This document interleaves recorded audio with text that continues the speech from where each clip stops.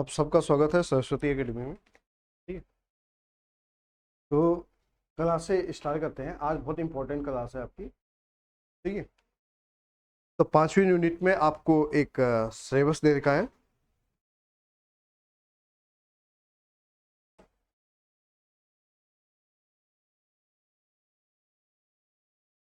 NCF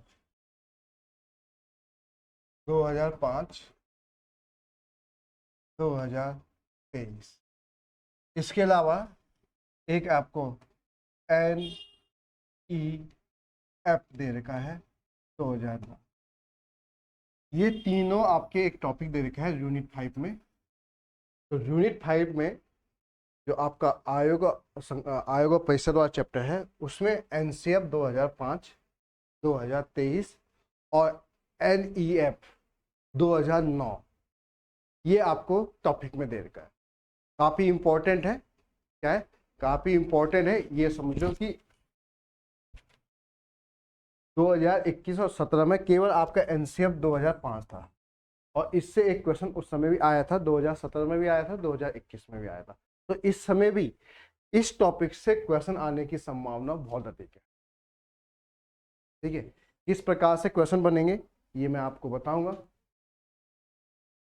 ठीक है, तो इसका टॉपिक समझना बहुत ही इंपॉर्टेंट है। ठीक है, तो चालू करते हैं।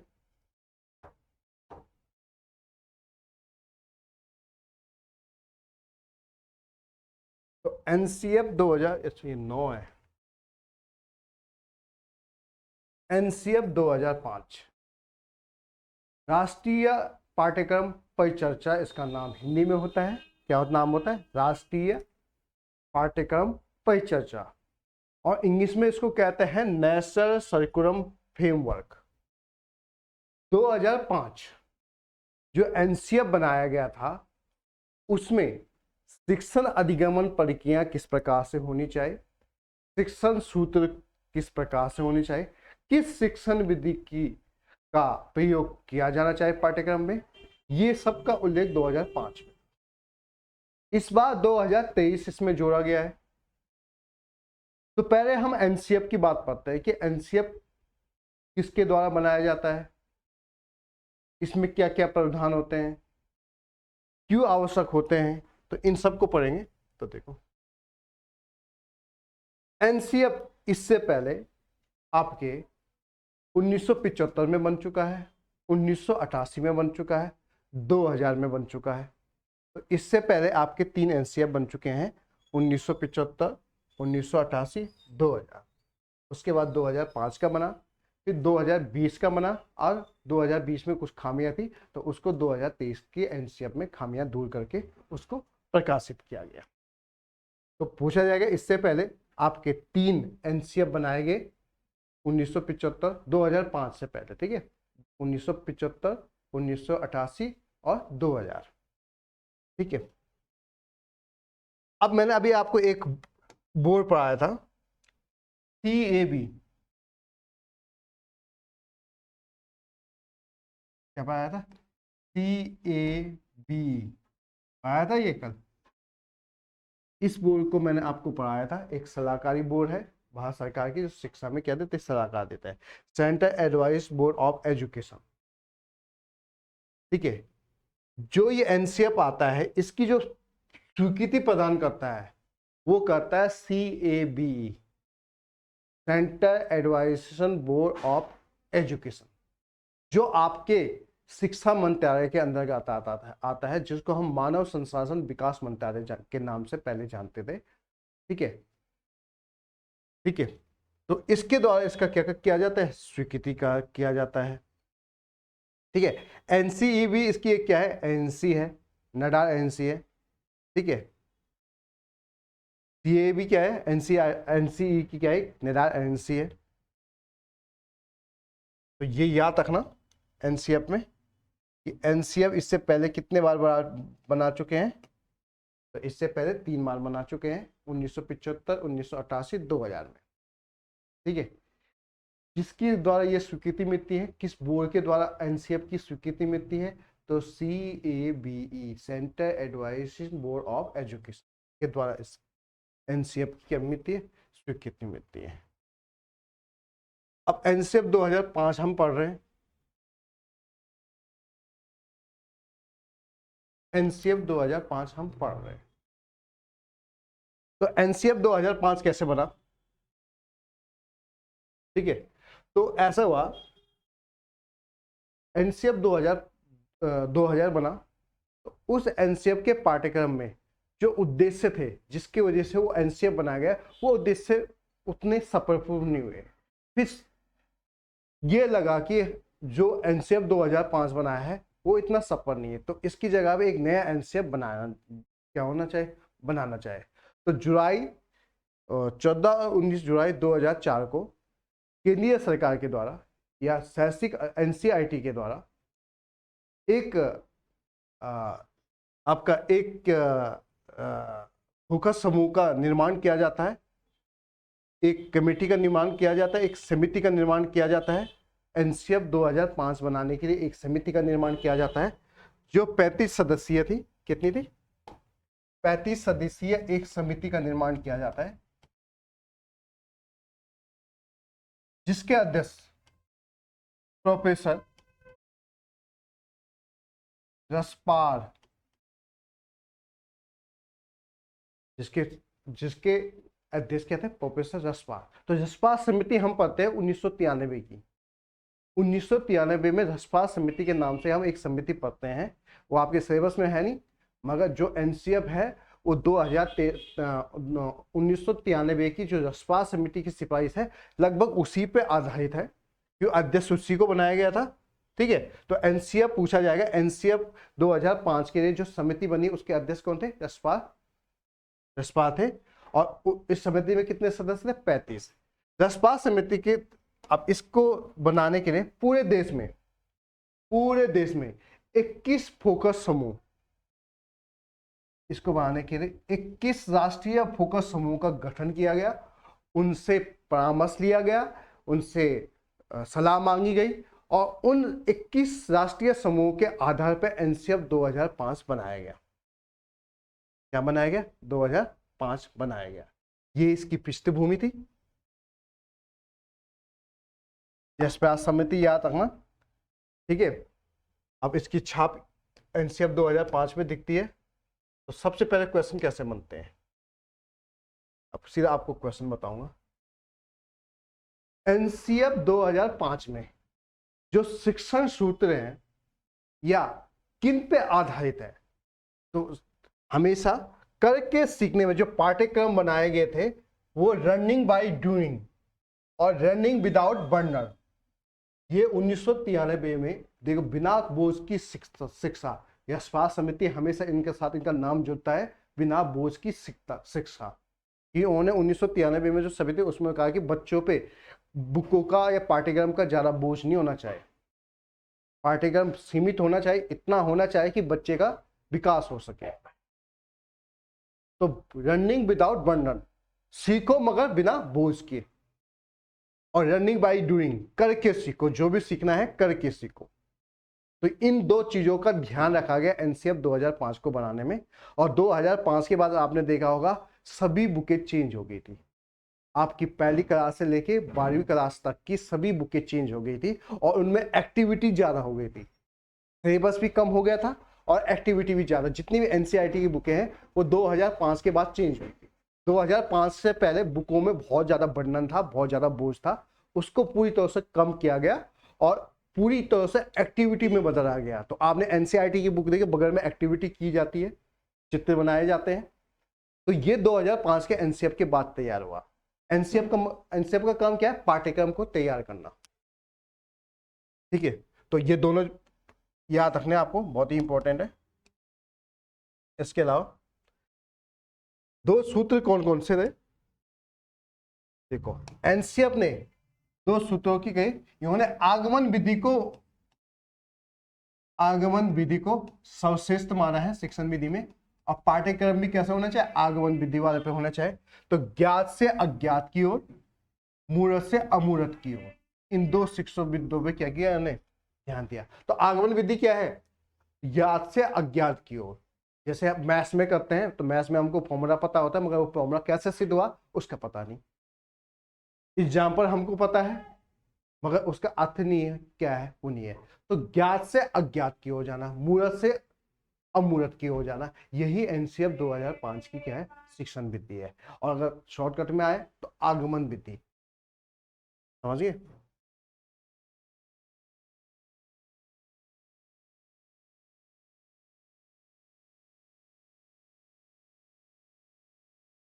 आगमन सबसे शिक्षण विधि किसे माना गया है, समस्या समाधान विधि को। क्यों, उसमें करके सीखने, लर्निंग बाय डूइंग का होता है। तो अगर पूछा जाएगा तो समस्या समाधान विधि अगर ऑप्शन में आएगा तो ये आंसर होगा आपका। ठीक है, ठीक है। एनसीएफ 2005 में उच्च कक्षाओं में तो प्रयोगशाला स्थापन करने की प्रावधान तो किया गया, मगर जो माध्यमिक कक्षाएं हैं वहां प्रयोगशाला स्थापित नहीं किया जाता है। तो इसके जगह पे उन्होंने प्रोजेक्ट कार्यों को बढ़ावा देने के लिए स्कूली स्तर पर प्रोजेक्ट कार्य बनाने देने पे सिफारिश की है, बल दिया है। ठीक है, क्योंकि इसके अलावा ये सब पॉइंट याद रखना आपने, 1 से 8वीं क्लास तक इसको किया गया, 1 से 8वीं क्लास तक प्रोजेक्ट कार्य को ज्यादा बल दिया गया, और 10वीं क्लास के बोर्ड को ऐच्छिक बनाने में सुझाव दिया। जो बेस्ट 4 बेस्ट 5 हम कहते हैं, ये एनसीएफ 2005 की देन है कि 10वीं की परीक्षा को ऐच्छिक बनाने के का सुझाव दिया गया। देखो सब क्वेश्चन वाइज क्वेश्चन है। एनसीएफ का 2005 का मूल आधार क्या था, दर्शन शास्त्र पे आधारित।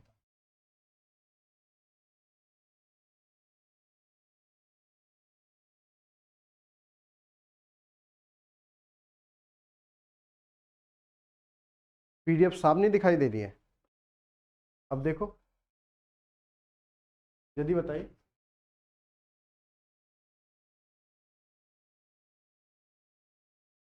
अब साफ हो गई पीडीएफ। कभी कभी आपके क्या हो जाता है, नेट में ऑटोमेटिकली जो रेजोल्यूशन है वो ऑटोमेटिक ही होता है, वो रेजोल्यूशन 140p पे चले जाता है, तो आपको कभी कभी धुंधला दिखाई देता है। क्या दिखाई देता है, धुंधला दिखाई देता है।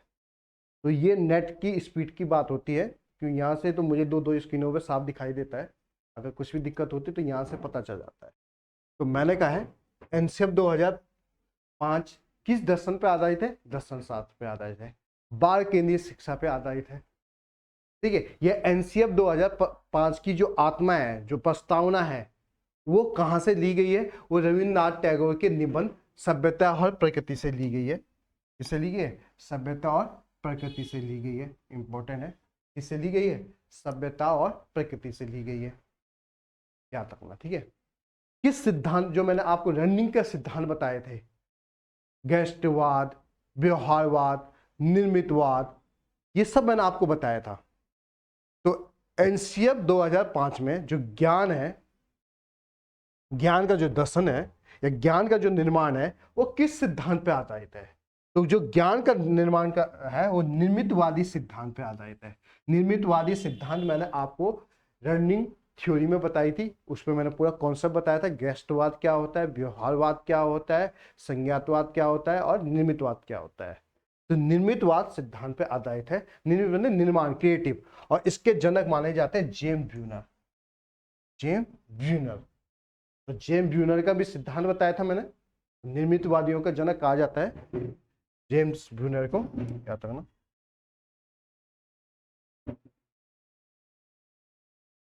आवश्यक चीजें क्या है, नैतिक और मानवीय मूल्यों में वृद्धि करना, ऐसा पाठ्यक्रम बनाना है। कक्षा शिक्षण को प्रभावी बनाने के पाठ्यक्रम बनाना है। विद्यार्थियों की आवश्यकता और रुचियों के आधार पर पाठ्यक्रम का निर्माण करना है। शैक्षिक उद्देश्य की प्राप्ति के लिए करना है। अध्यापकों की संतुष्टि हेतु पाठ्यक्रम में निर्माण की हेतु सहायता। शिक्षण विधियों में सुधार और विकास के लिए। भाषा की समस्या के निदान के लिए। पाठ्यक्रम में नवीन तत्वों और शोधकर्ताओं को सम्मिलित करने के लिए, और अभिभावकों को सर्टिफाई करने के लिए ऐसा पाठ्यक्रम का निर्माण करना है एनसीएफ 2005 के द्वारा।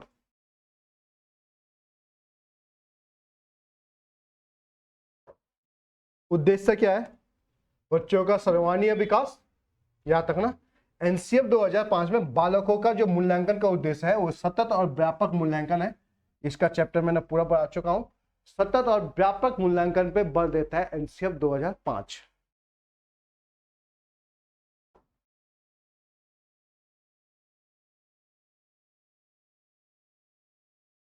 शैक्षिक उद्देश्य देखो, एनसीएफ 2005 में बालकों के नैतिक विकास पे भी जोर दिया गया है। बालकों को सद्भावना, भाईचारा, समाज में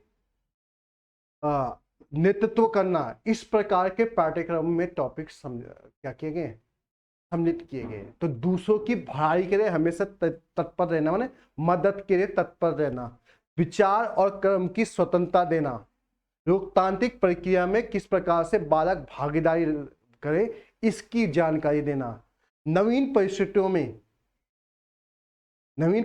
में जैसी अगर विपरीत परिस्थिति आए या चुनौतीपूर्ण परिस्थिति आए उसके लिए बालक को तैयार करना, सामाजिक बदलाव के लिए तत्पर रखना, इस प्रकार के टॉपिकों का निर्माण एनसीएफ 2005 में किया गया था। एनसीएफ 2005 में मार्गदर्शन सिद्धांत कितने थे? मार्गदर्शन सिद्धांत कितने थे? तो 5 मार्गदर्शन सिद्धांत थे एनसीएफ 2005 में। कितने थे? 5 मार्गदर्शन सिद्धांत।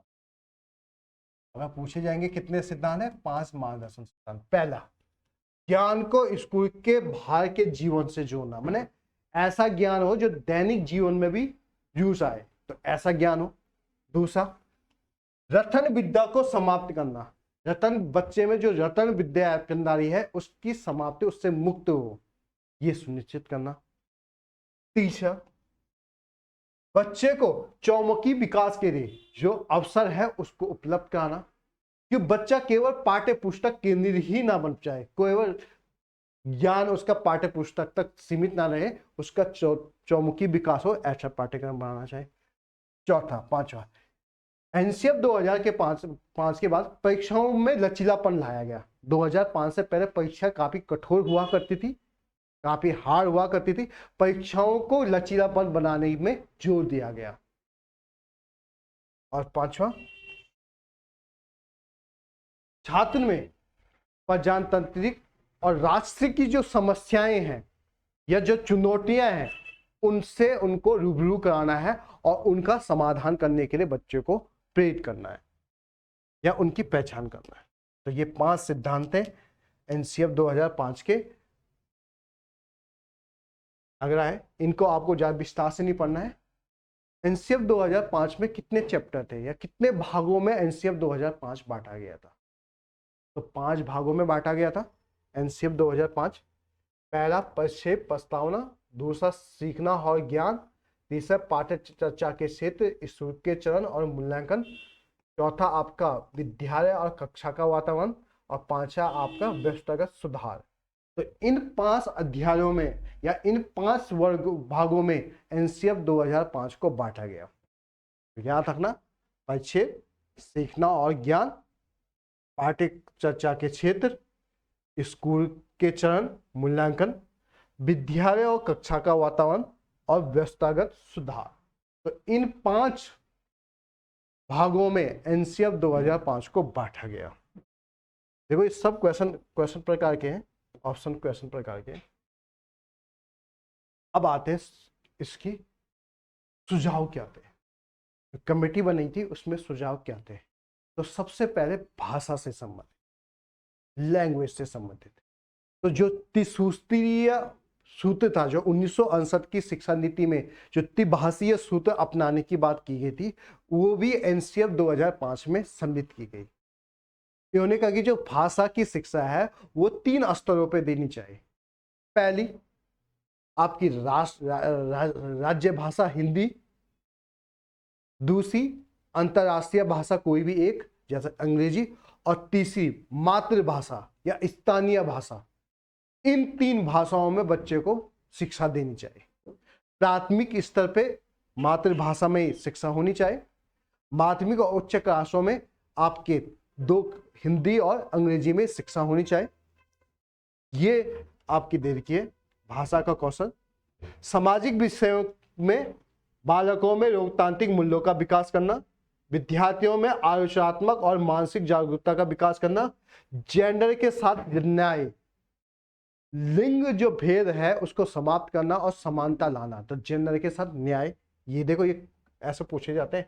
एसटी एसटी के मामले में जागरूकता और अल्पसंख्यकों के प्रति संवेदनशील, बालकों के अतीत और नागरिक अस्मिता पर इतिहास के प्रभाव का अध्ययन, ज्ञान के विशिष्ट क्षेत्रों की खोज और स्थानीय निकायों को मजबूत करने के लिए छात्र की प्रतिभागी क्या होनी चाहिए और उसको उसका ज्ञान देना चाहिए कि स्थानीय रूप में जो निकाय होती है वो क्या होती है, उनके कार्य क्या होते हैं और किस प्रकार से उसमें भागीदारी की जाती है।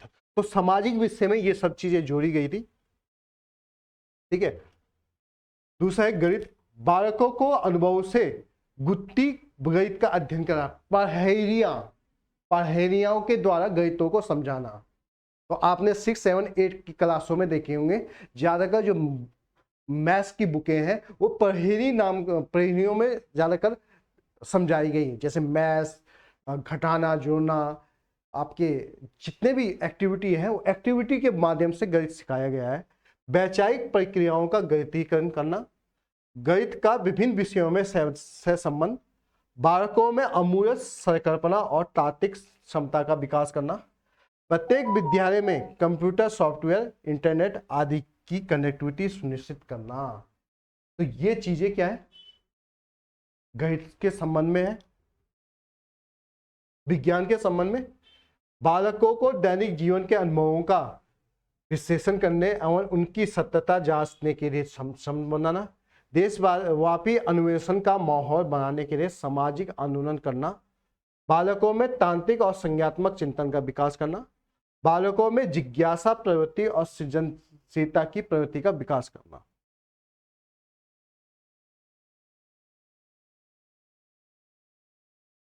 ठीक है, अब देखो कुछ महत्वपूर्ण तथ्य हैं।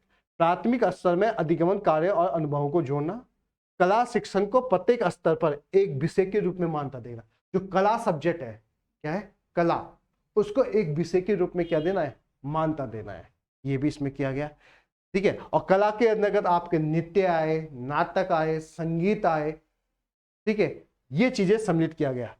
दूसरा, शांति के लिए शिक्षा, ये भी एनसीएफ 2005 का इंपॉर्टेंट है। शांति के लिए शिक्षा को शिक्षक परीक्षण कार्यक्रम में सम्मिलित करना है। शिक्षण परीक्षण कार्यक्रम में शांति के लिए जो शिक्षा है उसको भी सम्मिलित करना है। शिक्षण परीक्षण कार्यक्रम की अवधि बढ़ाना ताकि इंटर्नशिप के माध्यम से शिक्षण शास्त्र के सिद्धांतों को व्यवहारिक रूप दिया जाए। स्थानीय स्तर पर विद्यालय के कैलेंडर को लचीलापन बनाना, निर्मितवादी और संरचनावादी अधिगमन पर बल देना।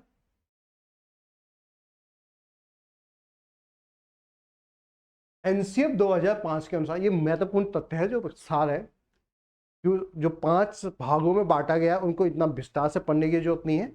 जो मीन है वो चीजें पढ़नी है आपको। तो एनसीएफ 2005 के अनुसार जो 10वीं को मैंने ऐसिक विषय कहा, तो उसमें 25 से 40% क्वेश्चन एमसीक्यू वाले होने चाहिए। एनसीएफ 2005 का जो उद्देश्य है, धर्म, जाति, लिंग, शारीरिक भावना असमताओं के चुनौतियों से सामना करना है। पर्यावरण शिक्षा और शांति के शिक्षा पे बल देता है एनसीएफ। पर्यावरण शिक्षा और नैतिक शिक्षा को प्राथमिक स्तर पर अनिवार्य विषय बनाने की सिफारिश की गई है कि जो पर्यावरण शिक्षा है, इन्वायरमेंट एजुकेशन है और एथिक्स एजुकेशन है, उसको प्राथमिक स्तर पर या प्राइमरी स्तर पर अनिवार्य विषय बनाने की इसमें सिफारिश की गई है। क्रिएटिविटी और मौलिक चिंतन पर बल दिया गया है। आत्मनिर्भर बनाने के लिए जीवन उपयोगी शिक्षा का समर्थन किया गया है। सतत और व्यापक मूल्यांकन पर जोर दिया गया है।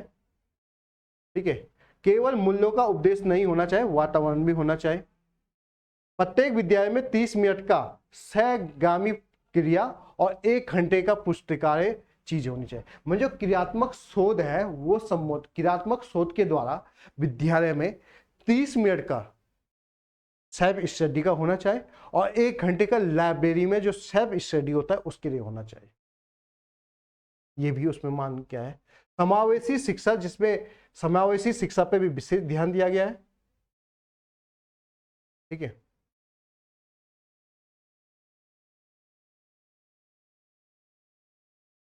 अगर सीखने को एक आनंद मतलब अनुभव बनाने के लिए बोझ के बिना शिक्षा, तो दो चीजें याद रखनी एनसीएफ, बिना बोझ की शिक्षा और करके सीखने में, इन दोनों को याद रखना। ये एनसीएफ की दो की है। और आगमन विधि, ये तीन चीजें याद रखना, यही एनसीएफ के क्या है, ठीक है। और इसके लिए शांति की शिक्षा, शांति के लिए शिक्षा, पर्यावरण शिक्षा, ये एनसीएफ 2005 में आते हैं, याद रखना। लोकतांत्रिक मूल्यों का विभाजन, ये पढ़ लेना। तो एनसीएफ में इतना ही है आपका, एनसीएफ 2005 में इतना ही है, ज़्यादा पढ़ने की जरूरत नहीं है। पिछली बार भी इन्हीं से एक क्वेश्चन आया था, ठीक है। 2021 में भी इन्हीं से क्वेश्चन आया था, तो याद नहीं है मुझे, मगर इन्हीं से क्वेश्चन आया था आपके, तो ये आपको याद करना है एनसीएफ 2005।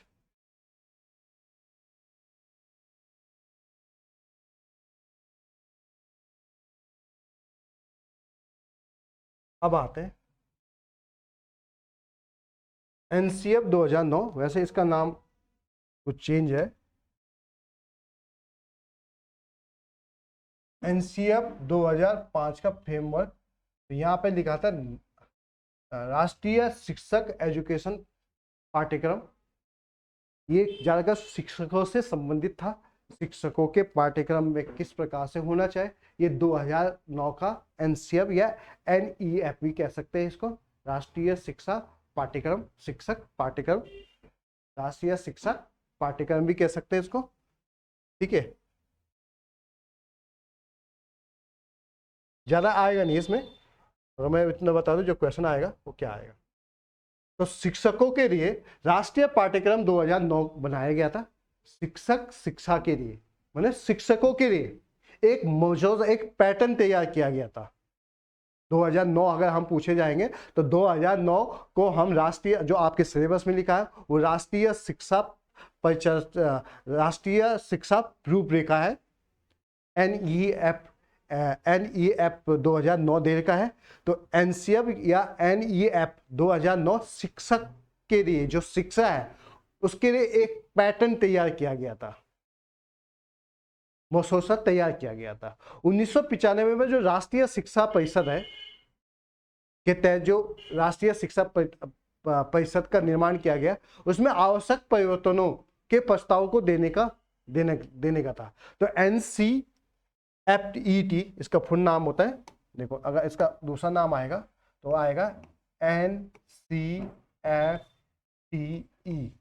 2009, राष्ट्रीय पाठ्यक्रम पर चर्चा शिक्षक एजुकेशन, टीचर एजुकेशन। एन मैंने नेशनल, सी मैंने सर्कुलम, एफ मैंने फ्रेमवर्क, टी मैंने टीचर, टी मैंने टीचर और ई मैंने एजुकेशन।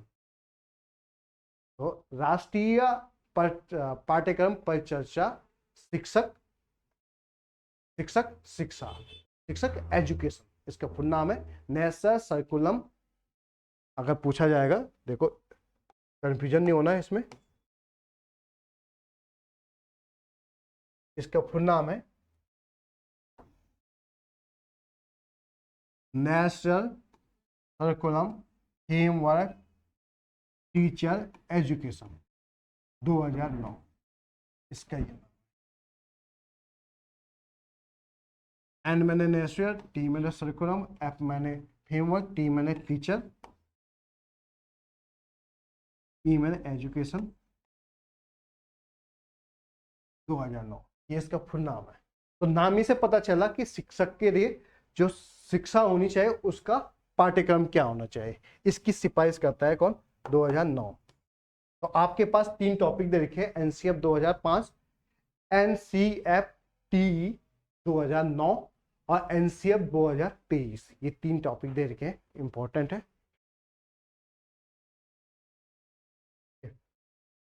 तो मैंने कहा है तो 1993 में जो राष्ट्रीय शिक्षक शिक्षा परिषद अधिनियम बनाया गया, उसके तहत ये 2009 का एनसीएफटी 2009 बनाया गया था, ठीक है। एनसीएफटी 2009 भारत में शिक्षा में सुधार लाने के लिए आदर्श, अभिनव, मानवीय और स्तरीय शिक्षक तैयार करने का एक प्रयास है।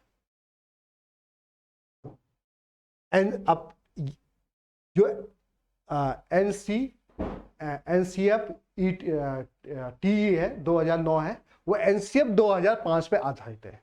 इससे पहले एनसीएफ 2005 बनाए, उसी पे आधारित है आपकी, ठीक है, एनसीएफ टी, ठीक है 2009। इच्छुक तत्वों और पक्षों को सिस्टम में सुधारने पर अपने विचार प्रकट करने के लिए उत्साहित करता है। इस प्रयास का उद्देश्य गुणात्मक और मात्रात्मक शिक्षक सुधार पर राय को प्रोत्साहित करना है। समिति, तो इसमें समिति थे और विशेषज्ञ थे। समिति में प्रोफेसर आनंद थे, ठीक है, आपका सब्यवाल थे, प्रोफेसर एस.वी. चौधरी थे, प्रोफेसर सुरेश गिरी थे, प्रोफेसर एस. खान थे, राजा, तो ये प्रोफेसर थे और ये विशेषज्ञ थे, जैसे कुलपति, विश्वविद्यालयों के कुलपति या विश्वविद्यालयों के डीन, ठीक है, इसको अब शिक्षक, शिक्षक एनसीईआरटी, जितने भी आपके ये विभाग थे, डाइट थे, विश्वविद्यालय आयोग थे, यूजीसी थी, आईसीआर थे, ये सब एनसीएफ टी 2009 के को बनाने में इन्होंने सहायता प्रदान की, इनसे सहायता ली गई थी। तो इनकी एक समिति थी। इससे पहले जो बनाया गया था वो 1978 का बनाया गया था, 1978 का बनाया गया था। उसके बाद 1988 में बनाया गया, जिसका संशोधित रूप 1998 में जारी किया गया, और 1998 के बाद 2009 में ये एनसीईटी बनाया गया था। इंग्लिश में भी है, इंग्लिश में याद करना है तो इंग्लिश में याद करिए। अब उद्देश्य क्या थे? शिक्षा का व्यावसायीकरण, शिक्षा को एक जो शिक्षक है उसको एक प्रकार से प्रोफेशनल शिक्षक के रूप में चेंज करना। तो शिक्षा का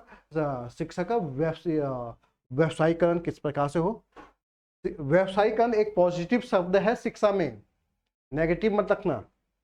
खुली और दूरस्थ शिक्षा, मुक्त ओपन दूरस्थ शिक्षा, ये आपके सिलेबस में भी है, ठीक है। उसके बारे में शिक्षकों के स्वास्थ्य और शारीरिक शिक्षा, शिक्षकों के लिए शारीरिक और इनकी शिक्षा, शिक्षक शिक्षा में अनुसंधान और नवाचार को महत्व दिया गया। वर्तमान शिक्षा कार्यक्रमों को पुनः डिजाइन करने की योजनाओं का नमूना बनाएगा। सेवाकालीन शिक्षक, सेवाकालीन शिक्षण का मतलब यह है जो सेवा में है उन्हीं को सेवाकालीन शिक्षक कहा जाता है। और सतत व्यवसायिक विकास, ठीक है, ये इसका प्रमुख उद्देश्य था। माध्यमिक शिक्षा की प्रकृति, उद्देश्य और दर्शन को समझना, अपने विद्यार्थियों में मनोविज्ञान को समझ विकसित करना, उन्हें सामाजिकरण की प्रक्रिया को समझाने में सक्षम बनाना, उन्हें मंच विशिष्ट अध्यापन पाठ्यक्रम विकास और इसके लेन देन और मूल्यांकन के लिए प्रशासनिक क्षमता हासिल करने के लिए तैयार करना, उन्हें विषयों को शैक्षिक विश्लेषण करने में सक्षम बनाना, मार्गदर्शन और परामर्श के लिए कौशल विकसित करना शिक्षकों में, उन्हें ज्ञान के पुनर्निर्माण के लिए विद्यार्थियों के बीच में रचनात्मक सोच को बढ़ावा देने के लिए सक्षम बनाना। इस प्रकार से टीचर की जो ट्रेनिंग होनी चाहिए, जो पाठ्यक्रम होना चाहिए, जो ज्ञान होना चाहिए, इस प्रकार से होना चाहिए।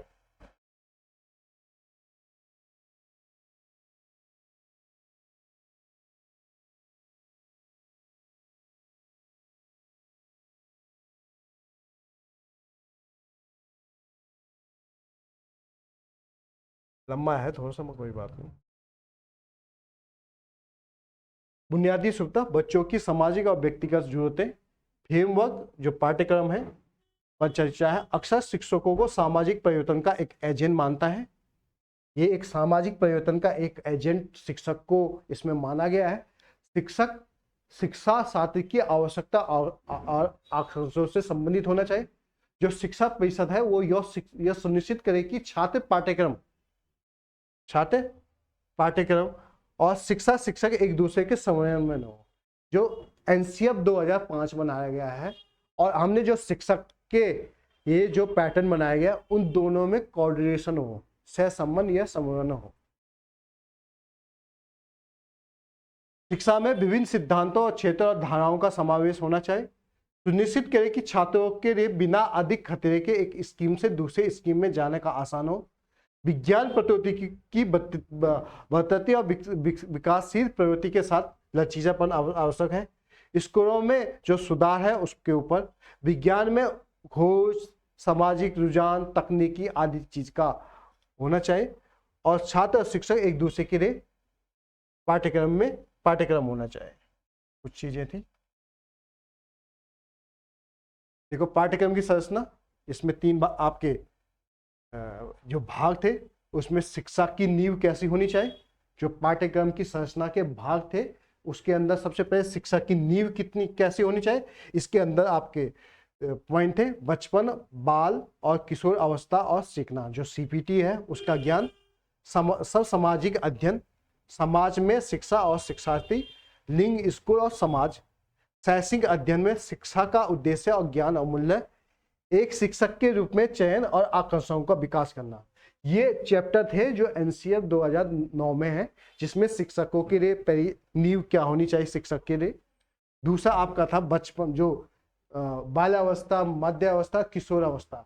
इसमें बालक के जो विकास है, जो हम चैप्टर पढ़ते हैं बाल विकास में, वृद्धि और विकास और लर्निंग, उसका ज्ञान किस प्रकार से होना चाहिए, समसामयिक अध्ययन किस प्रकार से होना है, शैक्षिक अध्ययन किस प्रकार से होना है, भी पाठ्यक्रम और शिक्षा शास्त्र, पाठ्यक्रम अध्ययन ज्ञान और पाठ्यक्रम पर आधारित होना चाहिए, भाषा, सदस्य और संचार, कम्युनिकेशन, शैक्षिक अध्ययन में स्कूल का ज्ञान, सिद्धांत और शिक्षा शास्त्र, मूल्यांकन और मूल्यांकन का अर्थ के क्षेत्र से जुड़ाव, व्यावसायिक क्षमता, संवेदनशीलता और कौशल का विकास, तो ये पाठ्यक्रम था एनसीएफ टीई का 2009 का।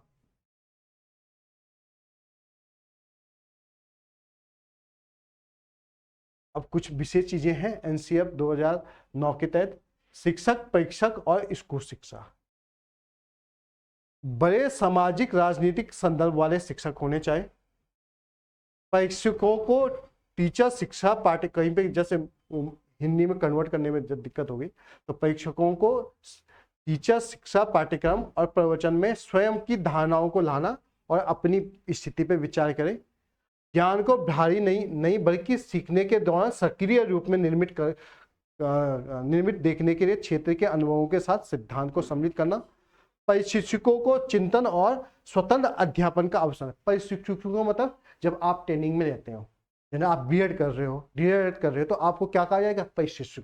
तो प्रशिक्षकों को इस प्रकार की शिक्षा देना, मतलब एक प्रकार से एनसीएफ 2009 टीचर को तैयार कर रहा, क्या कर रहा है, एक प्रकार से टीचर को तैयार करने का एक पैटर्न है, एक ड्राफ्ट है, एक मसौदा है, किस प्रकार से शिक्षकों को तैयार करना चाहिए, क्या उनका पाठ्यक्रम होना चाहिए, पाठ्यक्रम में क्या क्या चीजें उनकी सम्मिलित होनी चाहिए। ये चीजें एनसीएफ 2009 के द्वारा किया गया था। सिपाही से एनसीईआरटी में P service element teacher education पर अंतरराष्ट्रीय सेमिनार 2010 में किया गया था। तैयारी को एनसीएफ 2005 की भावनाओं के साथ संरेखित करें ताकि कक्षाओं में बच्चे को अधिक खुश रखें और सक्रिय रूप रखें। प्रारंभिक तैयारी कार्यक्रमों में पाठ्यक्रम का लेन देन और मूल्यांकनों की गुणवत्ता को पुनः निरीक्षण करें। संस्थानों और स्कूलों के बीच में नेटवर्क, सेवा पूर्व शिक्षक तैयारी को उच्च शिक्षा प्रणाली का हिस्सा बनाएं और एक डिग्री होनी चाहिए, ना कि कोई प्रमाण पत्र या डिप्लोमा। तो डिप्लोमा को खारिज किया गया और एक डिग्री, जब से हमने कहा बीएड कंपलसरी है, आप प्राइवेट स्कूल में पढ़ाओ या सरकारी स्कूल में पढ़ाओ, तो बीएड को डिग्री को ज्यादा मान्यता दी जाएगी, डिप्लोमा को नहीं। ठीक है, 2009 पर काम करें, जो एनसीएफ जो पूरा है उस पर ज्ञान के, जो शिक्षक सभी ज्ञान के स्रोत के बजाय एक सकारात्मक शिक्षा वातावरण के प्रवर्तक के रूप में बढ़ाना चाहे। वर्तमान में एमएड का संशोधन, एकाधिकार प्रवेश बिंदुओं की अनुमति देने का कार्यक्रम, जो एमएड होता है उसके लिए पूर्व प्राथमिक माध्यमिक शिक्षा के लिए शिक्षक परीक्षकों को तैयार करने के लिए अलग अलग कार्यक्रम आवश्यक होना चाहिए। देखो इसी के बाद आपका सीईटी, जो यूटेट, सीटेट, ये परीक्षाएं आरंभ हुई। जब 2009 में ये बना, उसके बाद ये सोचा गया कि टीचरों को किस प्रकार से बेहतर, अब वो पुरानी पद्धति नहीं चलने की ईयर वाइज हो, अब होने का टीचर के लिए एग्जाम होना चाहिए। टीचर को पहले एग्जाम करने से पहले योग्यता हासिल करनी होगी, आपको पहले बीएड पूरा होना चाहिए, फिर बीएड के बाद आपको सीटेट रूटेट पूरा होना चाहिए, तभी आप माध्यमिक शिक्षाओं में क्या बनेंगे, टीचर बनेंगे। प्राइमरी और माध्यमिक शिक्षाओं में ये कंपलसरी किया गया। ये सब एनसीएफ 2009 के तहत किया गया, समझ गए। 2 वर्षीय एमएड परीक्षण कार्यक्रम चालू किया गया। जो 2 वर्षीय बीएड और एमएड की प्रावधान है वो इसमें किया गया, जो 2014 के बाद लागू हुआ। 2013 तक दोनों ही एक एक साल के हुआ करते थे, 2013 के बाद ये 2-2 साल के में कन्वर्ट हो गया। ये इसी की सिफारिश के द्वारा तैयार हुआ। ठीक है, सुझाव, व्यावसायिक प्रवेश प्रक्रिया, टीचर एप्टीट्यूड टेस्ट होना चाहिए, जो मैंने सीटेड ड्यूटेड बताया आपको। शिक्षा पाठ्यक्रम को उन्नत बनाने किया जाना चाहिए। ठीक है, विस्तार कार्यक्रम, ये विस्तार है, विस्तार कार्यक्रम सिद्धांत और व्यवहार में कमजोर हो गए, इसलिए इसकी अवधि 2 साल बढ़ानी चाहिए। जो बीएड की अवधि है वो 2 साल बढ़ानी चाहिए। स्कूल इंटर्नशिप को 6 महीने तक पढ़ाते, 1 महीने का होता था जो आप बीएड करने के बाद जो स्कूलों में पढ़ाया जाता था प्रैक्टिकल के रूप में, इंटर्नशिप जिसको कहते थे, फिर 1 महीने का होता था। इसने कहा कि 6 महीने का होना चाहिए। कितना होना चाहिए? 6 महीने। तो 6 महीने में इसको क्या किया गया? तकनीक किया गया। क्या किया गया? इसको बदला गया। तो क्या किया? चेंज किया गया। तो ये एनसीएफ-ईटी 2009 की सिफारिश है। ठीक है, तो ये इसमें इतना ही पढ़ना है, ज्यादा पढ़ने की जरूरत नहीं है। ठीक है, तो एनसीएफ 2005, एनसीईटी 2009, अब आता है एनसीएफ 2023। 2005 के बाद 2023 में फिर पाठ्यक्रम को चेंज करने की जरूरत समझी गई और इसके एनसीएफ 2023 बनाया गया। इसको स्कूली शिक्षा के नाम से भी जाना जाता है। एनसीएफ स्कूली एजुकेशन के नाम से भी जाना जाता है इसको।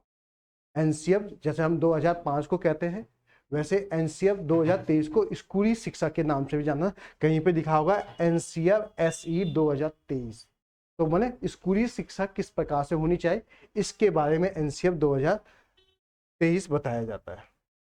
ठीक है, इसका ड्राफ्ट 6 अप्रैल 2023 को बनाया गया था। उस समय के तत्कालीन शिक्षा मंत्री आपके धर्मेंद्र प्रधान जी थे, उनके द्वारा। ठीक है, और doctor KM. Kashi Sundaram, chairman of national scheme committee of the national सर्कुलम fame, इसके जो अध्यक्ष थे, ये याद रखना, इसके अध्यक्ष थे KM. Kashi Sundaram, chairman of the NCF 2023। ठीक है, इसको सबमिट किया गया 29 जुलाई 2023 को, इसको सबमिट किया गया और इसको जो प्रकाशित किया गया 23 अगस्त 2023 को इसको प्रकाशित किया गया। किस नाम से? इसका नाम था एनसीएफ एफएस 2022। ठीक है, इसको चेंज करके क्या किया गया है? एनसीएफ ईएस 2023 के नाम से इसको किया गया। तो इस पहले इसका नाम क्या था?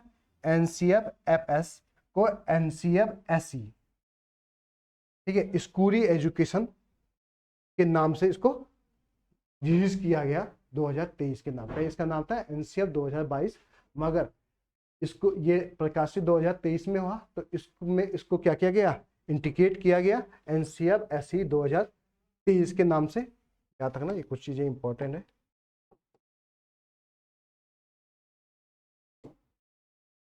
अब फीचर देखो, एनसीएफ 2023 पे पूरी तरह से नई शिक्षा नीति 2020 का प्रभाव पड़ता है।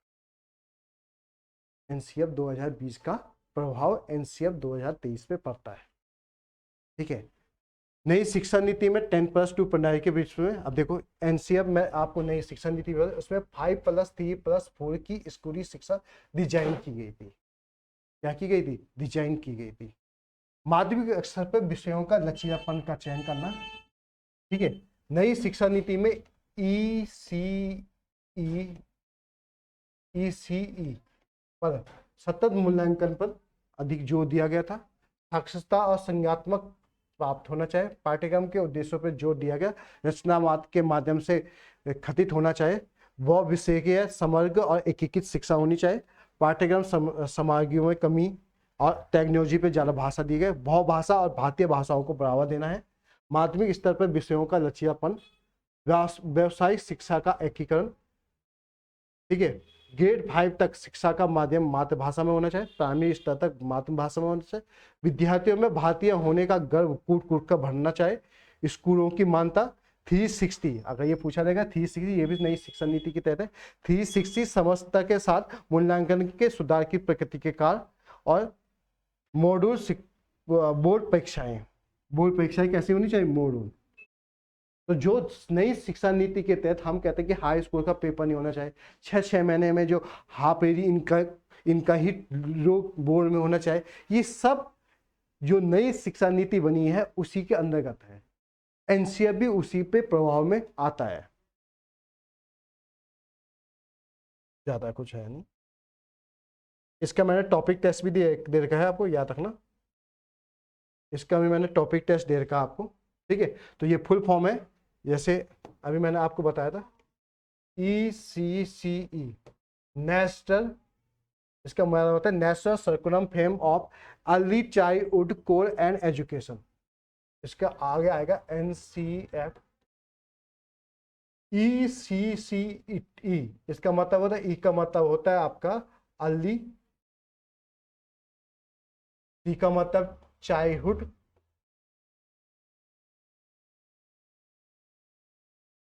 सी का मतलब कोर, ई का मतलब एजुकेशन।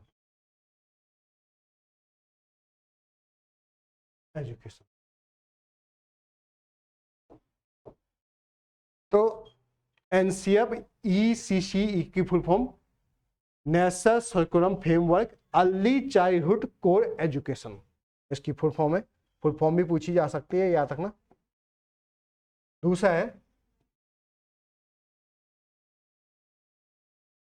NCFSE, इसकी फॉर्म नेशनल सर्कुलम फ्रेमवर्क स्कूली एजुकेशन। तीसरा है आपका NCFT, national curriculum framework teacher education 2023 में। इसकी फुल फॉर्म भी पूछी जा सकती है, हमेशा याद रखना। और लास्ट है आपकी NCFA, नेशनल सर्कुलम फ्रेमवर्क, ए का मतलब अडल्ट एजुकेशन।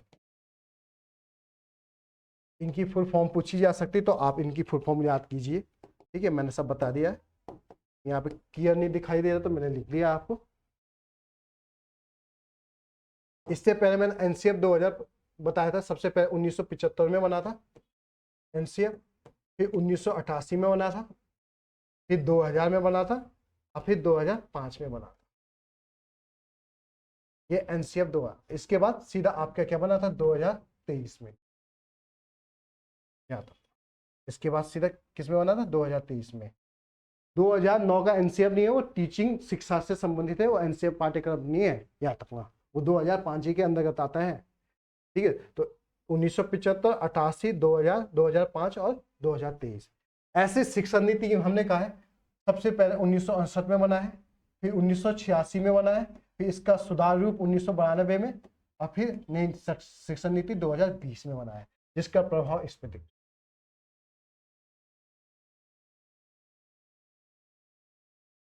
ठीक है। NCF 2005 में जो विषय थे, NCF 2005 में जो विषय थे, 2023 में जो विषय है वो 5 भागों में डिवाइड है। पहला भाग स्कूली शिक्षा का उद्देश्य क्या होना चाहिए, क्रॉस कटिंग थीम क्या होना चाहिए, स्कूली विषय क्या होने चाहिए, स्कूली संस्कृति और प्रक्रिया, स्कूली शिक्षा का पर्यावरणीय तंत्र या परिस्थिति तंत्र। तो 5 भागों में इसको बांटा गया। जैसे NCF 2005 को 5 भागों में बांटा गया था, वैसे NCF 2023 को भी 5 भागों में बांटा गया है, याद रखना, ठीक है। इनको 5 पार्टों में ABCDE में बांटा गया था, याद रखना। इंग्लिश में पढ़ना तो इंग्लिश में है। अब दिशा निर्देश क्या था। NCF-SE 2023 का उद्देश्य भारत में स्कूली पाठ्यक्रम में सकारात्मक परिवर्तन लाना है। दुनिया में ज्ञान के परिवेश में तेजी से बदलाव हो रहा है, इसके लिए तैयार करना है। गहन मानवीय क्षमताओं और भाव विषयों की क्षमताओं वाला कार्यक्रम प्रोत्साहित करना है। पाठ्यक्रम भारत की विभिन्नताओं में गौरवशाली एकता के प्रति उत्तरदायी होना चाहिए। पाठ्य चर्चा का तात्पर्य समक्ष लक्ष्यों और योजनाओं और प्रथाओं आदि से होना चाहिए। समक्ष और एकीकृत शिक्षा परिवर्तन पर बल देना चाहिए। पाठ्यक्रम क्षेत्र का शब्द का प्रयोग व्यापक श्रेणी के रूप में किया जाना चाहिए। इसके रूप में, व्यापक श्रेणी के रूप में किया जाना चाहिए। तो ये जो 2023 की पाठ्यक्रम चर्चा है उसका दिशा निर्देश था, काफी इंपॉर्टेंट है, पूछी जा सकती है। ठीक है, अगर सर्कुलम एरिया क्या है, तो एनसीएफ पाठ्यक्रम के क्षेत्र या के क्षेत्र हैं अनुशासन क्षेत्र विशेष से अलग करने के लिए एक व्यापक श्रेणी के रूप में इसका प्रयोग किया गया है। लैंग्वेज, मैथमेटिक्स का, computer thinking, science, social science, art, international area, physical education and well being और वर्टिकल एजुकेशन, इन भागों में विषयों को बांटा गया था। इन भागों में क्या किया गया था, विषयों को बांटा गया था। The NCF rules curriculum area and the boarded category and the this training inform the this training field and subject. Language, तो लैंग्वेज भाषा क्या होनी चाहिए, तो भाषा को इन्होंने R1, R2, R3 के रूप में बांटा था। R1 में जो फर्स्ट लैंग्वेज होनी चाहिए वो मदर टंग, मातृभाषा होनी चाहिए, राज्य की भाषा होनी चाहिए। दूसरा, अदर लैंग्वेज आपकी हिंदी या इंग्लिश हो सकती है, माने R2, R3 में आपकी हिंदी, इंग्लिश कोई भी एक भाषा हो सकती है। फर्स्ट भाषा आपकी मातृभाषा जो स्टेट की भाषा है वो होनी चाहिए। ठीक है, अब मैंने जो सर्कुलम एरिया है उसको विस्तार से किया। लैंग्वेज में क्या एम होने चाहिए, मैथमेटिक्स के क्या होने चाहिए, साइंस के क्या होने चाहिए, सोशल साइंस के क्या होने चाहिए, आर्ट एजुकेशन के क्या होने चाहिए, इंटरटेनरी एरिया के क्या होने चाहिए जिसको आर्ट साइड कहते हैं, फिजिकल एजुकेशन के क्या होना है, वेडिकेशन एजुकेशन के क्या क्षेत्र होने चाहिए, इसमें पूरा बता रखा है। ठीक है, अगर आता है learning standing for the 4 state of the स्कूली शिक्षा, तो देखो नई शिक्षा नीति जो आपकी है, याद रखना जो नई शिक्षा नीति है वो है आपकी 5+3+3+4, याद रखना 5+3+3+4, ये नई शिक्षा नीति है। तो शैक्षणिक संरचना कैसी होनी चाहिए, देखो 4 वर्ष, कक्षा 9 से 12 की जो आयु होनी चाहिए वो 4 वर्ष की होनी चाहिए, और इसमें जो एज होनी चाहिए वो 14 से 18 वर्ष की होनी चाहिए। 3 वर्ष, कक्षा 6 से 8 तक की होनी चाहिए, इसकी आयु आपकी 11 से 14 वर्ष की होनी चाहिए। 3 वर्ष, कक्षा 3 से 5 की होनी चाहिए, आयु आपकी क्या होनी चाहिए, 8 से 11। 2 वर्ष, कक्षा पहली और दूसरी, आयु क्या होनी चाहिए, 6 से 8 तक की होनी चाहिए। 3 वर्ष आंगनबाड़ी या पूर्व प्राइमरी जो 3 से 6 है। तो अब आपने देखा होगा जब आप एडमिशन करने जाते हो अपने बच्चों का, तो वहां पर यह कहा जाता है जब आपने पहली क्लास में तो 6 वर्ष पूरा कर दिया है, बिना 6 वर्ष पूरा हुए बिना उसको एडमिशन पहली क्लास में नहीं मिलेगा। कि कई स्कूल, प्राइवेट स्कूल, सरकारी स्कूल तो कर रहे हैं। सरकारी स्कूल में आप 6 वर्ष से पहले पहली क्लास में बच्चे को नहीं एडमिशन कर सकते। जब उनका पहली क्लास फर्स्ट ईयर जब उनको माने जब उनको 6 साल पूरे होंगे तभी वो क्या होगा, पहली कक्षा में एंटर होगा। सरकारी स्कूलों में तो है, अब प्राइवेट स्कूल भी इसको फॉलो करने लगे हैं। तो ये नई शिक्षा नीति और एनसीएफ 2023 के बने हैं उसके अकॉर्डिंग हुआ है, याद रखना। ये नई शिक्षा नीति के अंदर भी यही है, कुछ अलग नहीं है। नई शिक्षा संरचना 5+3+3 है। आंगनबाड़ी प्री स्कूलों में 3 साल और स्कूलों में 12 साल। प्राथमिक चरण में जो प्राथमिक चरण है, माध्यमिक चरण है 4था नंबर का 4 वर्ष का, उसमें बहु विषय की अध्ययन, आलोचनात्मक सोच और विषयों के चुनाव में लचीलापन लाया गया। तीसरा नंबर जो आपका 3 वर्ष के लिए है, ये 4 वर्ष के लिए, 3 वर्ष के लिए, विज्ञान, गणित, कला और सामाजिक विज्ञान की मानवीय अनुमान। इसका संबंध मैं बता देता हूँ, ये इसका संबंध है, ये माध्यमिक स्तर है, प्राथमिक स्तर, ये दोनों ही है आपके, ठीक है, और मूल अवस्थाएं आपकी प्राथमिक के है। बहुस्तरीय खेल गतिविधियों पर आधारित।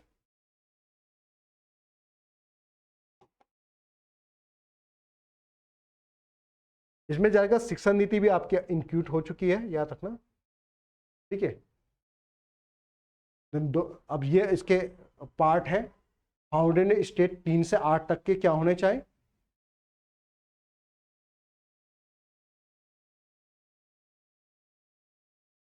ठीक है। ये स्कूल प्रोसेसर, स्कूल सर्किट, एक डायग्राम बनाए, सबसे पहले ये होना चाहिए, फिर पार्टिकल क्षेत्र होना चाहिए, फिर ये और लास्ट में आपका भारत के संविधान का दृष्टिकोण। अब है स्कूल और बोर्ड परीक्षाओं के लिए क्या दे रखा है। एनसीएफ के कार्यान्वयन की शुरुआत में से ही 10वीं परीक्षा ग्रेड 10 माने क्लास 10 के लिए 10 पाठ्यक्रम क्षेत्र दिए गए हैं।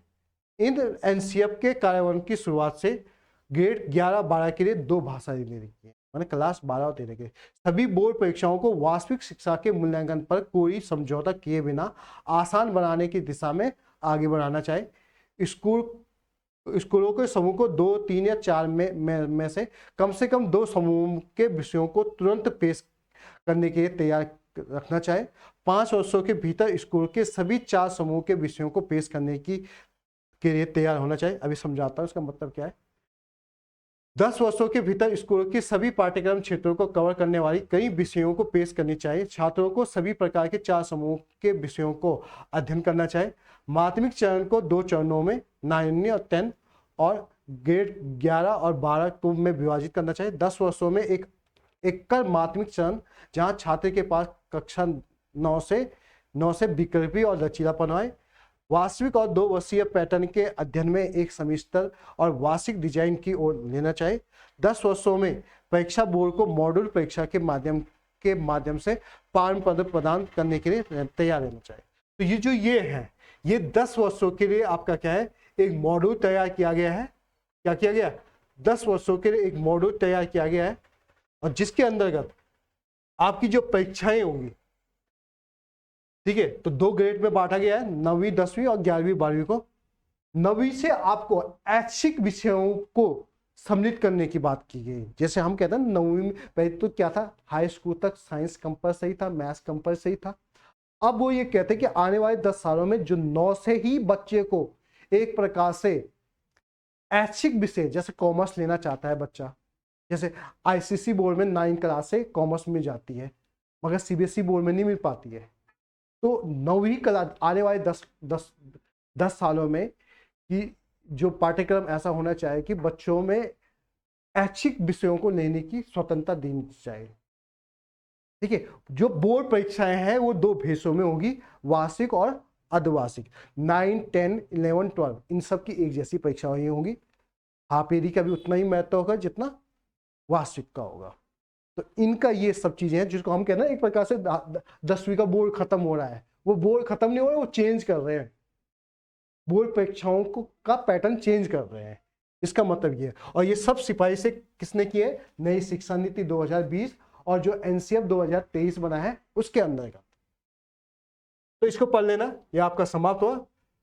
उम्मीद करता हूँ आपको अच्छे से समझ में आया होगा। और इसका एनसीएफ 2005 और 2023 का मैंने 100 नंबर का एक टॉपिक टेस्ट अपलोड किया है, उसको आप सॉल्व कीजिए तो आपके काफी क्वेश्चन वहां से बन जाएंगे। इससे कह रहा एनसीएफ 2005 और 2023 का मैंने टॉपिक टेस्ट अपलोड किया है, उसकी आंसर की मैं 1-2 दिन में अपलोड कर लूंगा। ठीक है, तो आपको अगर वो करना है वो कर सकते हैं, पहले चैप्टर को पढ़ लेना पूरा, फिर वो करना। ठीक है, तो ये टॉपिक हमारा समाप्त हुआ। कल हम यूनिट 5 का जो अभियान है, सर्व शिक्षा अभियान, माध्यमिक शिक्षा अभियान रमसा और समग्र शिक्षा, इन तीनों को पढ़ेंगे। कौन कौन से काम है? सर्व शिक्षा अभियान, माध्यमिक शिक्षा अभियान रमसा और समग्र शिक्षा, और इन तीनों को मिलाने वाले समावेशी शिक्षा।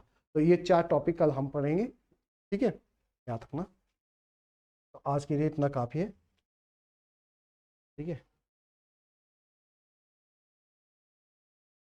धन्यवाद आप सबका। ठीक, अगर कुछ पूछना है तो मैसेज में मुझे बता दीजिए।